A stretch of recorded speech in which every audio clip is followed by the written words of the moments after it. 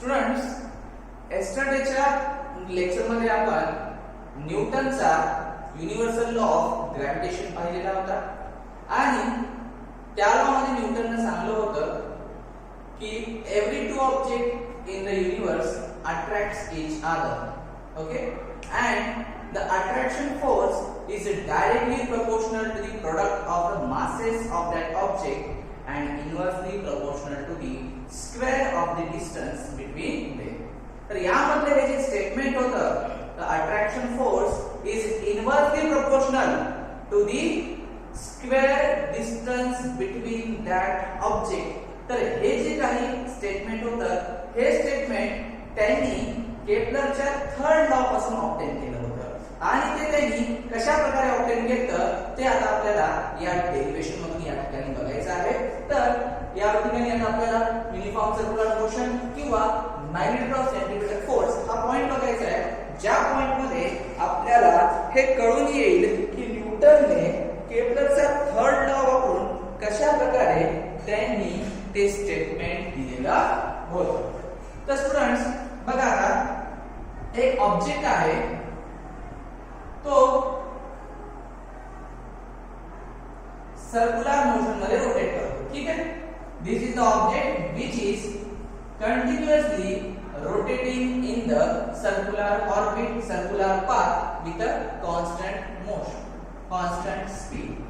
तर आपण पहिलेच तुम्हाला सांगितलेलं आहे, तुम्हाला माहिती आहे कि whenever an object is rotating in a circular motion, at that time centripetal force acts on it. त्यावेळेस कोणता फोर्स ऍक्ट होतो? सेंट्रिपिटल फोर्स ऍक्ट होतो. ठीक आहे, and that centripetal force is towards the center. आणि तो कोणाकडे असतो? सेंटरकडे. का? कारण सेंटर त्याच्यावर काय करतो? ऍक्ट करतो. तर बघा, आता हा जो काही सेंट्रिपिटल फोर्स आहे त्याचा फॉर्म्युला काय? The formula of centripetal force is F is equal to mv square divided by r. The formula of centripetal force काय आहे? F is equal to mv square divided by r. आता या ठिकाणी जो m आहे, m म्हणजे काय? मास of the object, v म्हणजे काय? स्पीड ऑफ द ऑब्जेक्ट, आणि जो r आहे, r म्हणजे काय? Distance between object and the centre. r म्हणजे काय? Distance between the object and the centre. आता बघा, या ठिकाणी इमॅजिन करा की एक प्लॅनेट आहे. A planet is revolving around the sun in circular motion, in circular orbit. हा तुमचा प्लॅनेट आहे, तो सूर्याभोवती सर्क्युलर मोशन मध्ये काय होत आहे? रोटेट होत आहे. यावेळी सुद्धा या प्लॅनेटवर कोणता फोर्स लागतो? सेंट्रिपिटल फोर्स लागतो, and that force is exerted by the sun on the planet. Okay, आता या ठिकाणी जर तुम्ही बघसाल, F म्हणजे काय आहे? त्या दोघांचा अट्रॅक्शन फोर्स. आता M म्हणजे काय आहे? Mass of the planet. M म्हणजे काय काढायला आपल्याला? Mass of the planet. V म्हणजे काय? Speed of the planet. आणि R म्हणजे distance between the sun and the planet. आणि हे सर्क्युलर मोशन असल्यामुळे त्याला डिस्टन्स हे म्हणू शकता किंवा रेडियस पण आपण म्हणूया. सन आणि प्लॅनेटची जी रेडियस आहे, जे त्या दोघांतलं डिस्टन्स आहे, ते म्हणजे काय आहे? या ठिकाणी r आपल्याला होतं. ठीक आहे, इथपर्यंत तुम्हाला कळालेलं आहे. That means the attraction force between the planet and sun is given bye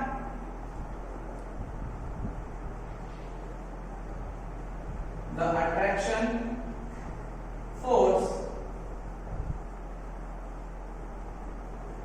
between planet and sun is given by, कोणता फॉर्म्युला आहे? F is equal to mv square divided by r. हा फॉर्म्युला आहे. तर बघा, आता या ठिकाणी आपण त्याला v एक नंबर म्हणूया. आता आपण या ठिकाणी याच्यातली v बघूया. काय बघूया? v. मी तुम्हाला पहिले सांगितलंय, या ठिकाणी जर मी लिहायचं तर लिहून देतो तुम्हाला. F म्हणजे आहे अट्रॅक्शन फोर्स,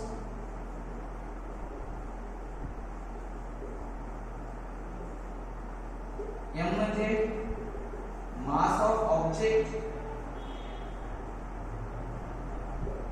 ठीक आहे, त्यानंतर v म्हणजे आहे स्पीड आणि r म्हणजे आहे डिस्टन्स. ठीक आहे, आता F is equal to mv square divided by r. तर आता याच्यामध्ये आपल्याला v काढायचं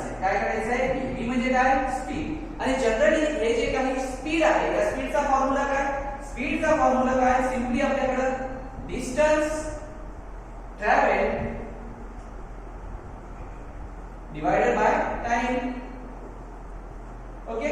आता हा प्लॅनेट आहे, तो प्लॅनेट सन भोवती ज्या वेळेस तो काय करेल, सन भोवती ज्या वेळेस तो एक रोटेशन कंप्लीट करेल त्यावेळेस त्याने जे काही डिस्टन्स कव्हर केलेले आहे ते डिस्टन्स जर आपल्याला काढायचं झालं तर ते काढण्यासाठी आपल्याला काय माहित पाहिजे, ते काढण्यासाठी आपल्याला हा जो काही तुमचा प्लॅनेट आहे जो सर्क्युलर मोशन मध्ये या ठिकाणी फिरतोय त्याचं तुम्हाला काय माहित असणं आवश्यक आहे, सर्कमफरन्स म्हणजे त्याचा आपल्याला पेरिमीटर या ठिकाणी काढावा लागतो. आणि याच्या पेरिमीटरचा फॉर्म्युला काय आहे, सरळ सरळ v आता या ठिकाणचं डिस्टन्स काही वॉकेबल नाही किंवा काही नाही की जे आपण एका म्हणून या ठिकाणी आपल्याला फॉर्म्युला काढायचा आहे, सर्कमफरन्सचा घ्या, पेरिमीटरचा घ्या, पेरिमीटर ऑफ सर्कल घ्या, तो आहे 2 पाय r आणि टाइम म्हणजे आपला capital T.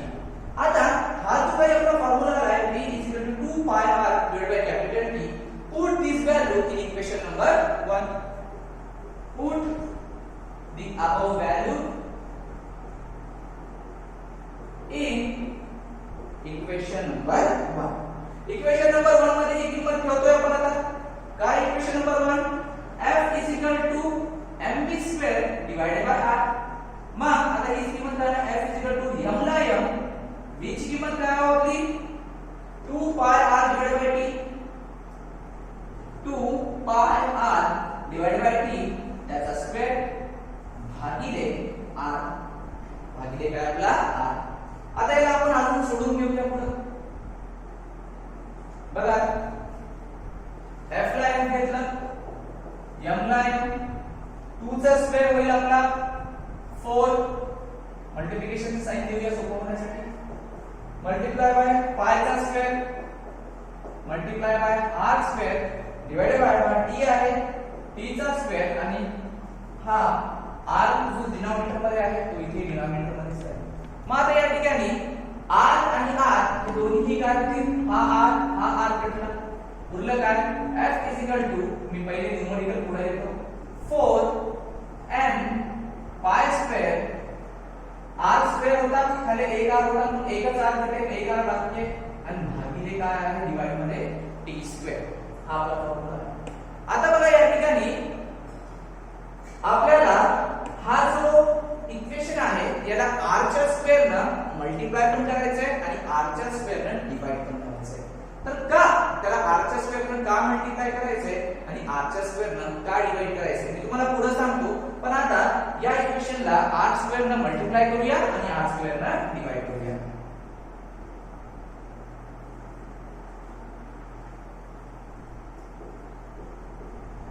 Multiply and divide the above equation by r square. कशाने मल्टिप्लाय डिवाइड करायचंय r स्क्वेअर. काय लिहू मग f is equal to 4m pi square r divided by t square into r square divided by r square. ठीक आहे. आता हा r square आणि r square कटला तर काय होणार त्या ठिकाणी एकच राहणार आणि कोणत्या इक्वेशनला 1 ने गुणलं तर काही फरक पडतोय का, काहीच फरक नाही पडत. या पुढे f is equal to 4m pi square r square गुणिले r म्हणजे आला r चा क्यूब भागिले हा r square आणि हा t चा स्क्वेअर म्हणजे हा आला तुमचा t चा स्क्वेअर. ठीक आहे. 4m pi square r गुणिले r चा स्क्वेअर म्हणजे r क्यूब आला, हा r स्क्वेअर मी इकडे घेतलाय आणि हा t. बघा आता या ठिकाणी r चा क्यूब भागिले t चा स्क्वेअर काहीतरी त्या ठिकाणी तुम्हाला आठवतंय केपलरच्या लॉ. आपण केपलरचा थर्ड लॉ बघला होता by using Kepler's third law. काय म्हणलं होतं केपलरच्या थर्ड लॉ मध्ये की t square divided by r cube is equal to k. काय म्हणलं होतं केपलरच्या थर्ड लॉ मध्ये की t square divided by r cube is equal to काय होतं ते k. पण इथं काय आहे हो, इथं r चा क्यूब छेद t चा स्क्वेअर आहे. मग करा उलट, r cube divided by t square is equal to काय आहे मग 1 by k. ही व्हॅल्यू इथं ठेवा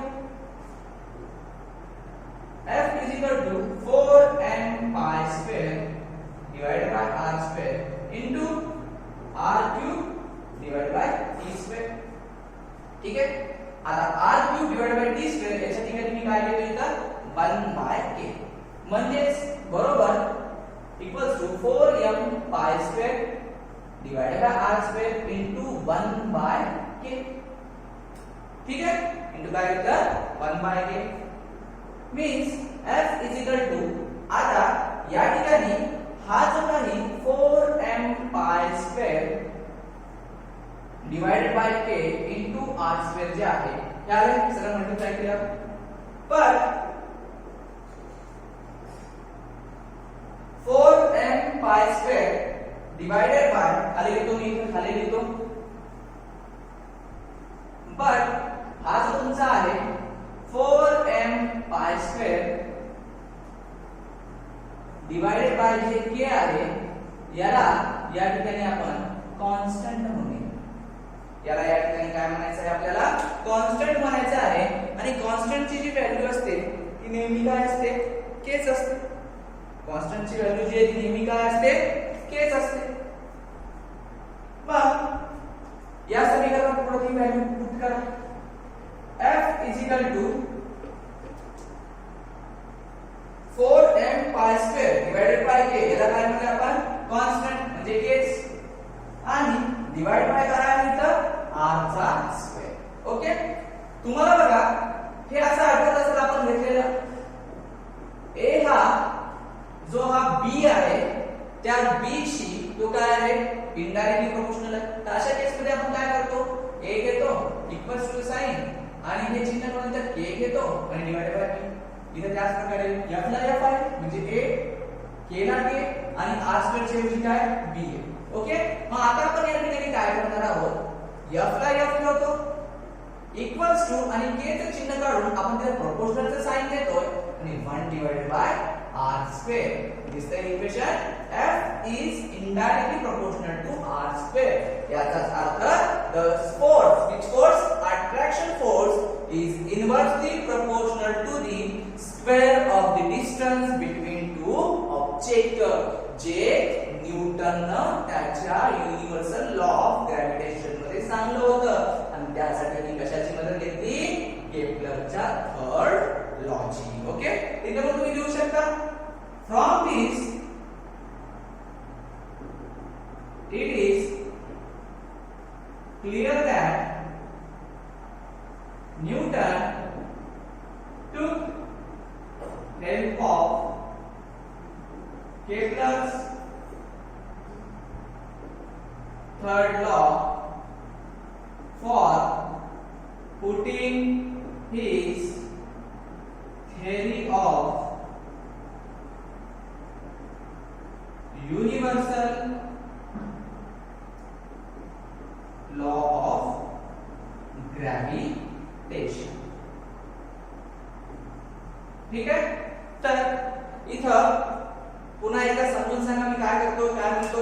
जे काही आपलं सेंट्रिफ्युगल फोर्स आहे ते फोर्स कशात दिले जातं, F is equal to mv square divided by r. तर त्याच्यातली जी v आहे तो स्पीड आहे, त्या v चा आपण एक फॉर्म्युला काढून घेतला. v is equal to काय असतं, distance divided by time. Distance हा सर्क्युलर पाथ असल्यामुळे 2 pi r आणि टाइम चा आपण काय घेतले t. याला इक्वेशन नंबर 1 मध्ये ठेवलं, v स्क्वेअर च्या ठिकाणी 2 pi r divided by t ठेवलं, त्याचा स्क्वेअर केला त्या ठिकाणी. मग स्क्वेअर वर केल्यावर आपल्याला काय भेटलं, 4m pi square r divided by t square. बरोबर, मी तुम्हाला म्हणलं. मग आता जो काही न्यूटन केप्लरचा जो थर्ड लॉ आहे त्याच्यामध्ये r cube divided by t square, पण इथं काय भेटलं आपल्याला r divided by t square. मग याला r चा क्यूब करण्यासाठी आपण त्याला काय केलं, r च्या स्क्वेअरनं मल्टिप्लाय पण केलं आणि r च्या स्क्वेअरनं डिवाइड केलं. मग काय आलं ते r cube divided by t square. मग केप्लरच्या थर्ड लॉ मध्ये t square divided by r cube बरोबर कॉन्स्टंट आहे k आहे. मग आपण त्याला इन्व्हर्स केलं 1 बाय k, याला उलट केलं r cube divided by t square. ती किंमत आपण ती जी व्हॅल्यू आहे ती इथे ठेवली, डिवाइड 1 बाय k ठेवली. मग हे जे काही सगळं इक्वेशन आहे त्याच्यातलं 4m pi square divided by k याला आपण काय केलं, कॉन्स्टंट केलं, म्हणजे f बरोबर k divided by r square आलं आणि मग f is indirectly proportional to r square. हे आपल्या या ठिकाणी काय झालं, प्रूव्ह झालं. That means from this equation we can say that Newton took the help of Kepler's third law for putting his world famous universal law of gravitation theory. Okay, you can skip this video at this stage आणि skip करून तुम्ही सर्व काही हे लिहून घ्या. ठीक आहे. तर students, universal law of gravitation यावर डिपेंड असलेलं न्यूमरिकल आपल्याला काय या ठिकाणी दिलेलं आहे ते आपल्याला सॉल्व्ह करायचं आहे. तर न्यूमरिकल काय म्हणते, Mahendra and Virat are sitting at a distance of 1 metre from each other. Their masses are 75 and 80 kg respectively. Then what is the gravitational force between them? तर स्टुडंट्स, आता बघा या ठिकाणी आपल्याला महेंद्र विराट दोन मित्र दिलेले आहेत. ते एकमेकांपासून 1 मीटरच्या अंतरावर बसलेले आहेत. त्यांचा मास 75 आणि 80 kg आहे. तर त्या दोघांचं ग्रॅव्हिटेशनल फोर्स किती आहे हा प्रश्न त्यांनी आपल्याला विचारलेला आहे. तर सगळ्यात पहिले कोणतेही न्यूमरिकल सोडवताना तुम्हाला गिवन डाटा मिळाला पाहिजे. तर बघा याच्यात काय काय दिलेलं आहे गिवन डेटा, तो बघू आपण. गिवन डेटा सगळ्यात पहिले दिलेला आहे the distance between them is 1 metre आणि युनिव्हर्सल लॉ ऑफ ग्रॅव्हिटेशन मध्ये डिस्टन्सला आपण r म्हणतो. So r is equal to 1 metre. Next mass दिला आहे, महेंद्रचा मास 75 आणि विराटचा 80. मला m1 m2 म्हणतो. महेंद्रच्या मासला 75 kg घेतो, विराटच्या मासला 80 kg घेतो. What is the gravitational force म्हणजे F विचारला आहे. ग्रॅव्हिटेशनल फोर्स, अट्रॅक्शन फोर्स त्या दोघांची किती आहे ते त्यांनी विचारलेला आहे. तर बघा आपला जो काही आता फॉर्म्युला आहे, बाय युजिंग फॉर्म्युला, काय फॉर्म्युला आहे आपला, capital F is equal to capital G m1 m2 divided by r square. आता याच्यात m1 दिले तुम्हाला 75, m2 दिले 80, r दिले 1 मीटर. दिलं काय नाही, capital G. Okay, gravitational constant जे आहे कॅपिटल G त्याची किंमत तुम्हाला दिलेली नाहीये. तर कॅपिटल G ची किंमत मी तुम्हाला त्या दिवशी सांगितली, तुम्हाला ती तोंडपाठ ठेवायची आहे. 6.67 into 10 to the power of -11 newton metre square per KG square. ही काय आहे त्याची व्हॅल्यू आहे जी तुम्हाला काय करायची आहे, रिमेंबर करायची आहे. ठीक आहे. आता ही व्हॅल्यू सगळ्या कॅपिटल जी आहे m1 आहे m2 आहे r. तर सिंपल किमती सगळ्या ज्या व्हॅल्यूज आहेत all that values we have to put into the equation and by doing multiplication, subtraction, division सगळं करून आपल्याला आता काय करायचं आहे, उत्तर काढायचं आहे. ठीक आहे. बघा F is equal to capital G m1 m2 divided by r square. capital G ची व्हॅल्यू आहे 6.67 into 10 to the power of -11. m1 किती आहे, महेंद्रचं वेट 75, विराटचं 80, त्या दोघांचा डिस्टन्स आहे 1 मीटर, त्याचा स्क्वेअर. आता बघा या ठिकाणी 6.67 into 10 to the power of -11 into 75 into 80. तर 75 8 चा 600 आणि 0 ला 0 म्हणजे 6000 जवळपास 6000 आलेला आहे. भागिले डिवाइड बाय 1 स्क्वेअर म्हणजे 1. आता ते लिहायची आवश्यकता नाही. हे गणित अजून थोडंसं सोपं व्हावं त्या ठिकाणी मी काय करतो, हा जो काही 6000 आहे याला 6 into 10 to the power of 3 घेतो. 10 to the power of 3 म्हणजे 1000 आणि 1000 into 6 म्हणजे 6000. ओके. आता या दोघांची आपण लॉज ऑफ इंडायसेस जे आहेत पण रूल्स ऑफ इंडायसेस जे आहेत त्या हिशोबाने त्यांची आपण बेरीज करूया. तुम्हाला माहिती आहे a चा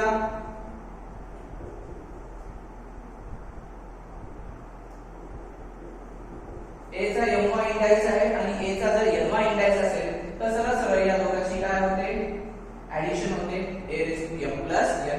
त्या प्रकारे आता या दोघांची ऍडिशन करा. 6.67 into 6 into 10 to the power of -11 into 10 to the power of 3. या दोघांची जर ऍडिशन केली तर या ठिकाणी काय होतील, 11 मधून 3 जातील, 11 मधून जर 3 गेले तर त्या ठिकाणी 8 उरतील, तेही -8. म्हणजे 10 टू द पॉवर ऑफ काय आले आपलं -8. आता याचं मल्टिप्लिकेशन करा. 6.67 into 6 6 6 जा 36 पुन्हा 6 6 जा 36 6 7 जा 42 मिनियर अबाउट याची व्हॅल्यू येईल 40.02 into 10 to the power of -8 आणि हा फोर्स असल्यामुळे युनिट काय घ्यायचं आपल्याला न्यूटन. ठीक आहे. किंवा अजून सिंपल करायचं पॉइंट अलीकडे घ्या.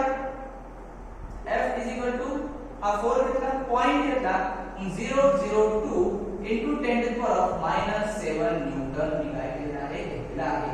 तुम्हाला -6 जरी करायचं तुम्हाला तर तुम्ही त्याचं -6 पण करू शकता. त्यासाठी पॉइंट अजून अलीकडे घ्या. मग F is equal to 0.4002 दिला 10 to the power of -2 -6 इकडे जायचं हा वरचा इंडेक्स कमी करायचा असतो आणि तिकडे जायचं तर वाढवायचा असतो. म्हणजे आता बघा या ठिकाणी महेंद्र आणि विराट या दोघांतला जो काही ग्रॅव्हिटेशनल फोर्स आहे तो 4.002 into 10 to the power of -7 Newton एवढं जे आहे म्हणजे जे अत्यंत कमी आहे कारण त्याचा जो इंडाइस आहे तो 10 to the power of -7 आहे म्हणजे फार कमी आहे तो. आणि एवढा कमी असल्यामुळे त्या दोघांमध्ये काय नाही त्या ठिकाणी अट्रॅक्शन आहे पण ते दोघं एकमेकांकडे सरकत नाही. ते दोघं एकमेकांकडे खेचल्या जात नाही. कशामुळे? बिकॉज द ग्रॅव्हिटेशनल फोर्स और the attraction force between Mahendra and Virat is very low. That means 4.002 into 10 to the power of -7 Newton. तर तुम्ही आता या व्हिडिओला इथं पॉज करा आणि त्यानंतर हे सगळं गणित बघून घ्या. तर स्टुडंट्स आपण पहिल्या गणित बघितलेलं होतं त्याच गणिताला अनुसरून त्याच प्रॉब्लेमला धरून आता या ठिकाणी हे सेकंड क्वेश्चन आपल्याला या ठिकाणी विचारण्यात आलेला आहे. In the above example, assuming that the bench on which Mahendra is sitting is frictionless. Okay? ज्या बेंचवर महेंद्र बसलेला आहे तो बेंच काय आहे? Frictionless. Starting with zero velocity, what will be the Mahendra's velocity of motion towards the Virat? मग त्याचा bench जो आहे तो फ्रिक्शनलेस आहे आणि झिरो वेलोसिटी जो त्याची स्टार्टिंग वेलोसिटी आहे ती काय आहे 0 आणि त्या झिरो वेलोसिटीहून जर तो महेंद्र जो आहे तो जर विराटकडे सरकत गेला किती वेळा? एका सेकंदात तर what will be Mahendra's velocity? तर महेंद्राची वेलोसिटी किती राहणार? Will this velocity change with time and how? आणि ही वेलोसिटी टाइम सोबत बदलणार का? प्रश्न विचारलाय. महेंद्र एका बेंचवर आहे विराट एका बेंचवर राईट. महेंद्राचा बेंच फ्रिक्शनलेस आहे आणि तो विराटकडे सरकतोय आणि एका सेकंदानंतर महेंद्राचा बेंच जो विराटकडे जाणार आहे त्याची वेलोसिटी किती आहे असा प्रश्न त्यांनी आपल्याला विचारलेला आहे. आणि ती जी वेलोसिटी आहे ती वेलोसिटी टाइम नुसार चेंज होईल का असंही त्यांनी आपल्याला विचारलेलं आहे. तर मी तुम्हाला पहिलेच सांगितलं सगळ्यात पहिले काय लिहून घ्यायचं? Given data. काय काय आहे गिवन डेटा? तर बघा गिवन डेटा जो आपण बघतोय तर याच्यामध्ये सगळ्यात पहिले आता आपल्याला इनिशियल वेलोसिटी सांगितली. तुम्हाला 9th स्टँडर्डला इनिशियल वेलोसिटी फायनल वेलोसिटी सगळं झालं. इनिशियल वेलोसिटी u ने डिनोट करतात आणि ती दिलेली आहे 0. ओके. त्यानंतर टाइम दिलेला आहे t किती दिलेला आहे 1 सेकंद आणि तुम्हाला काढायचं काय आहे? फायनल वेलोसिटी म्हणजे v तुम्हाला ते या ठिकाणी काढायचं आहे. तुम्हाला u दिलेला आहे t दिलेला आहे v दिलेला आहे. तुम्हाला सॉरी u दिलेला आहे t दिलेला आहे. तुम्हाला काढायचं काय आहे? तुम्हाला या ठिकाणी काढायचं आहे ते v. आता आपल्याला या ठिकाणी v काढायचं असल्यावर आपण कोणतं इक्वेशन वापरलं पाहिजे? तर सिंपल सर तुमच्याकडे बघा जर तुम्हाला आठवत असेल तर न्यूटनचे 3 कायनेमॅटिक इक्वेशन होते. तर न्यूटन्स फर्स्ट कायनेमॅटिक इक्वेशन जर आपण वापरलं by using Newton's first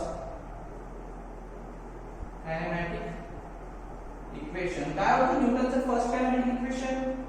v is equal to u plus at. तुमच्याकडे u आहे 0, t आहे 1. आता नाही काय तुमच्याकडे a नाही, a काढायचं. तर बघा a काढण्यासाठी तुम्हाला हे आठवतं का? न्यूटनचा सेकंड लॉ होता the rate of change of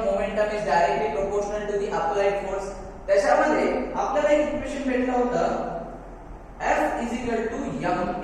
आठवतंय f is equal to ma. तर f डिवाइडेड बाय m जर केलं तर आपल्याला काय भेटणार आहे या ठिकाणी a भेटणार आहे. काय f डिवाइडेड बाय जर आपण m केलं तर आपल्याला या ठिकाणी काय भेटणार आहे. या ठिकाणी आपल्याला a या ठिकाणी भेटून जाणार आहे. तर आता या ठिकाणी प्रश्न असा आहे की जे काही आता या ठिकाणी f आहे तो f घ्यायचा कोणता. तर गेल्या इक्वेशन मध्ये तुम्हाला जो f होता तोच f आता आपल्याला इथे काय करायचं आहे घ्यायचा आहे. गेल्या न्यूमेरिकल मध्ये आपला f किती होता.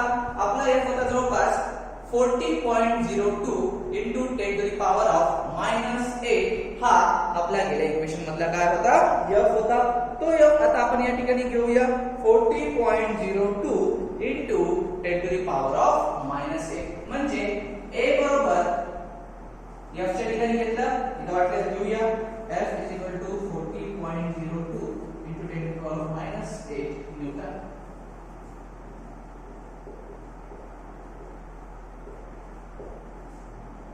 आता डिवाइडेड बाय तुम्हाला काय घ्यायला सांगितलेलं आहे m.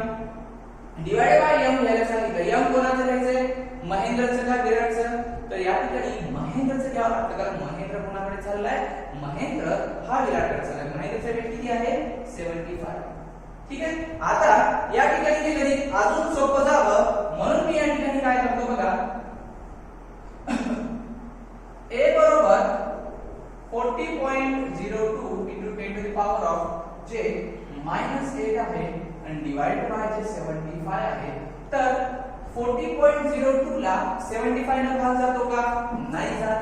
म्हणून त्यासाठी मी काय करतो या 40.02 ला मी 400 मध्ये करतो. a बरोबर 400.2 पॉइंट मी इकडे सरकवला मग इकडे पेनच्या वरचा जो -9 इंटायचा आहे तो करतो डिवाइडेड बाय 75. आता बघा हा 400.2 ला जर आपण 75 न त्या ठिकाणी काय केलं डिवाइड केलं तर आपलं जे आन्सर आहे ते येणार आहे 5.34 into 10 to the power of -9 आणि हा a आहे ऍक्सेलरेशन आणि त्याचं जे युनिट आहे ते आहे मीटर पर सेकंड स्क्वेअर. काय आहे मीटर पर सेकंड स्क्वेअर. आता ही a ची व्हॅल्यू इक्वेशन नंबर 1 मध्ये ठेवूया.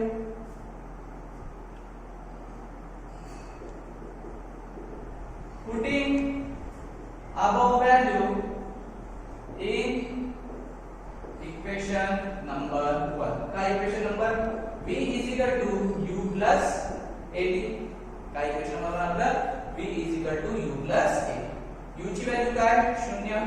a ची value 5.34 into 10 to the power of -9 आणि टाइम t किती आपला 1 सेकंड. No problem. आन्सर काय आला मग इट्स 5.34. तर आन्सर आपला आलेला आहे 5.34 into 10 to the power of -9 आणि वेलोसिटीचे युनिट आहे मीटर पर सेकंड. वेलोसिटीचे युनिट काय आहे मीटर पर सेकंड. तर बघा अशा प्रकारे आफ्टर 1 सेकंड काय सांगायचंय after 1 second Mahendra will have velocity of 5.34 into 10 to the power of -9 towards the Virat. Okay. पुढचा प्रश्न विचारलाय will his velocity change with time and how. Time कसा चेंज होईल का ऍब्सोल्युटली. कारण टाइम जसा जसा वाढेल तसं वेलोसिटी इन्क्रीज होणार कारण जो ऍक्सेलरेशन आहे त्या ऍक्सेलरेशनच्या रिलेटेड आपण घेतलं तर ती वेलोसिटी काय होणार आहे त्या ठिकाणी वाढणार आहे. तर आजच्या लेक्चर मध्ये आपण एवढंच घेऊया.